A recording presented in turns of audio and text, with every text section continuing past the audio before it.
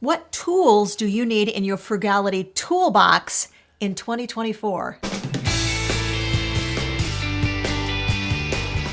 The new year's just around the corner. We've been doing a series of videos to help you prepare for 2024. In this video, we want to talk about some frugality tools. Really, they are frugality skills that we think you need to become aware of and make sure that you have some knowledge in 2024 of these specific frugality skills. In case you don't know us, I'm Larry. And I'm Hope. And we're from Under the Median, where every week we bring you videos on practical frugality. And as always, our videos are a two-way conversation. Watch to the end of the video. If there are some needful frugality skills that we don't cover in this video, make sure that you tell us what you think needs to be added to frugal toolboxes in 2024. Tell us in the comments section. Frugal skill number 1, and that is know when to invest in reusable products. One of the ways you're going to know that is to do the ROI, the return on investment. If you purchase something like, let's say, a reusable water bottle, you need to know how many uses of that reusable water bottle you need in order to make the money back that you were previously spending on the more expensive disposable water bottles.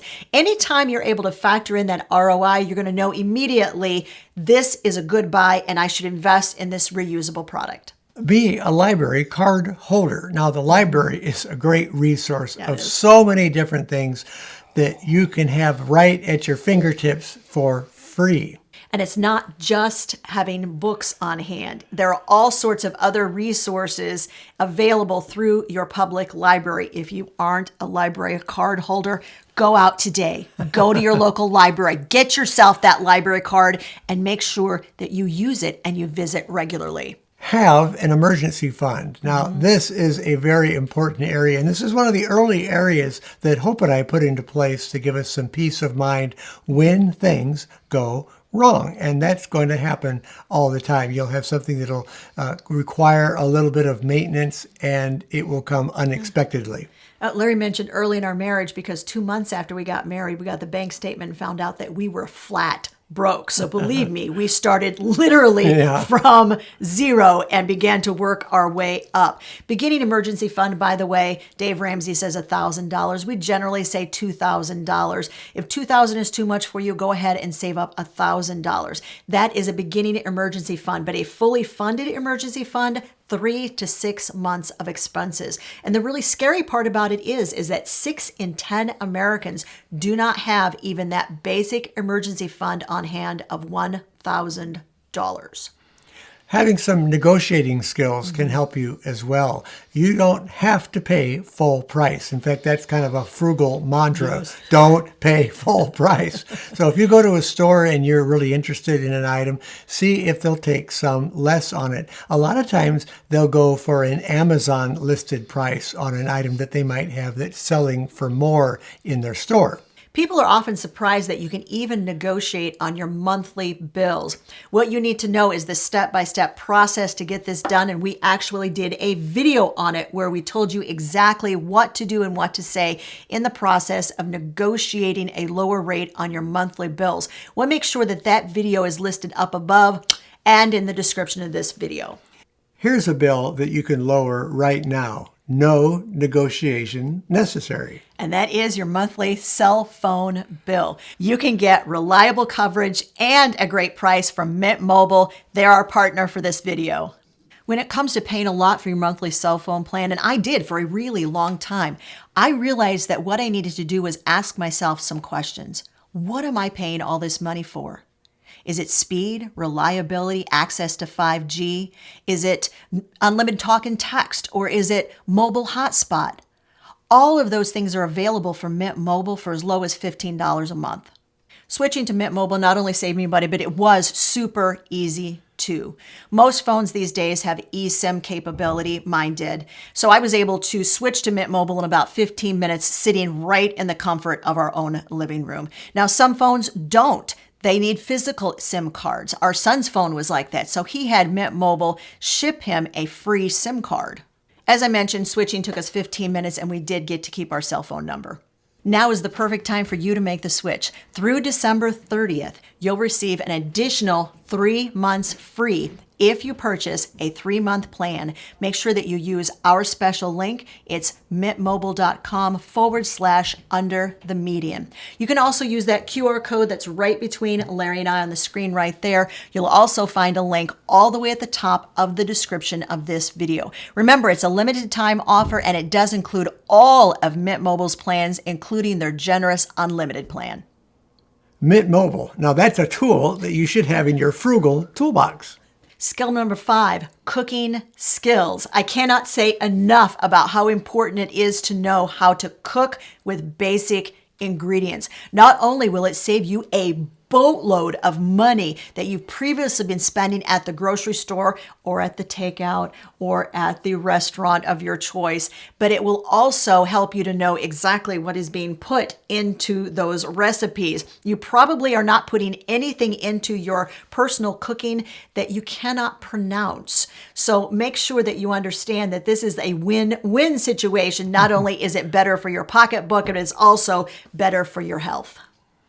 You need to think like a Boy Scout. And the Boy Scout mantra, this can be summed up in 2 words: be prepared. That means being ready for emergency situations, as we've talked about. It means being ready for just about anything that life can deal you out. Think in terms of those Boy Scout badges. In fact, it might be super helpful to look up a list of badges that Boy Scouts earn. And I'm willing to bet you're going to find on that list a lot of emergency type situations where you can do what we call a DIY emergency kit. Everything from basic first aid to being ready for possible blackouts. Thinking ahead and being prepared not only for getting what you need for these situations, and a lot of times it can be done very frugally, but also making sure that you have the knowledge that you need ahead of time. If you're finding this video helpful, do us a favor and hit the like button. And if you're not subscribed, subscribe. And that way, similar videos will be coming your way. Basic home repair knowledge can be another thing to add into your toolbox. And we really mean literally toolbox here, because we're talking about things that you will have in your home toolbox, like screwdrivers, pliers, a little saw, things that you can use to do some minor, simple home repairs. So unless you're really skilled at home repairs, you can put some bigger things into your toolbox. But we find so many little things that happen around this house. If I have just a screwdriver and, maybe some pliers, I can do an awful lot of repair work with the simple tools. And if you don't have any tools on hand, look in your area to see if they have a tool lending library. Several of our viewers have reported that they do have these type of organizations in their area that basically somebody houses a whole lot of tools. You come in, you borrow the tool, you use it, you bring it back. Look for it in your area. This next one is basic gardening knowledge. Now, at our old home, I had some square foot gardens that did very, very well. I had a garden for a couple of years here at the new house, and we will admit to you, some of these areas that we're sharing with you are areas that we need to improve on. And this is definitely one of those areas.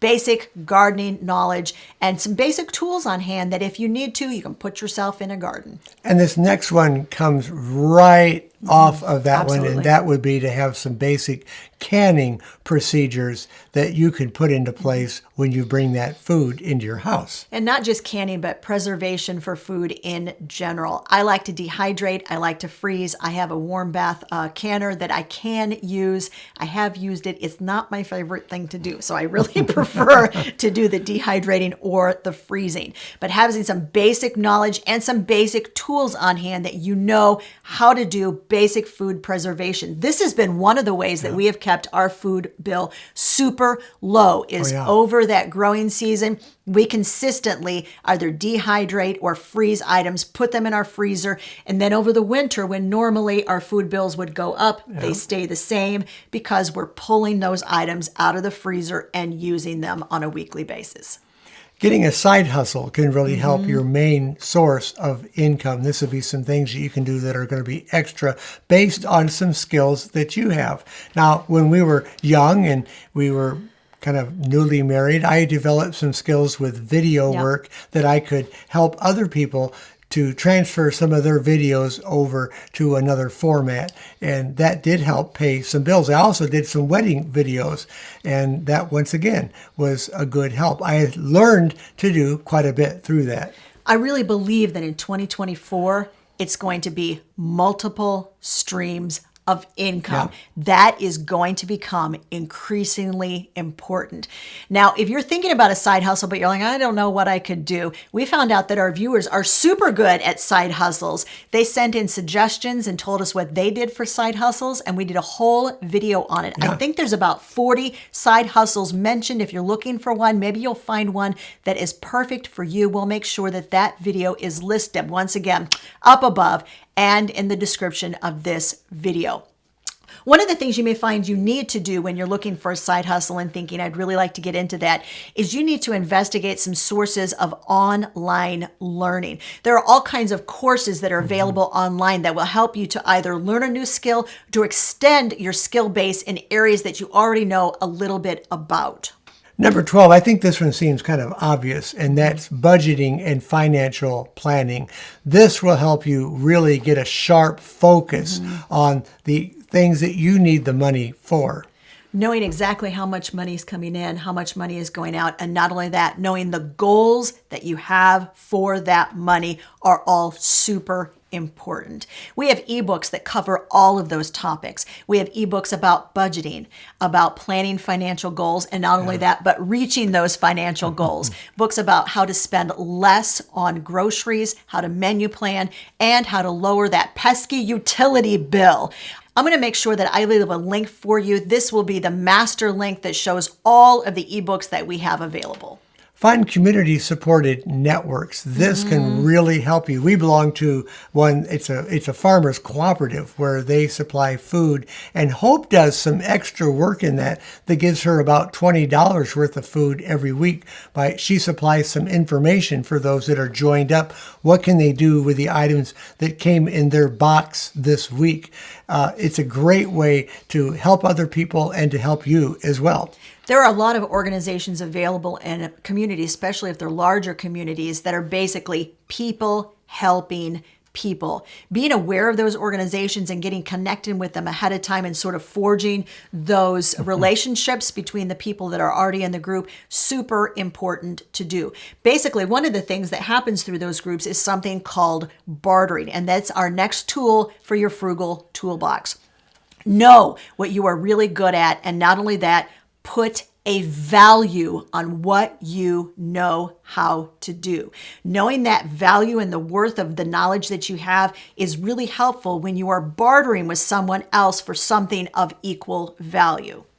Mindfulness and contentment can be very important to have in your toolbox. This gives you the ability to help you appreciate the things that you already have. Yeah. And if you appreciate the things that you already have, chances are you're not going to be looking for new items that you're going to have to pay for to replace some of those things. Mindfulness and contentment, I think, are two of the tools that people would not generally have considered when we talk about what to put in your frugal toolbox.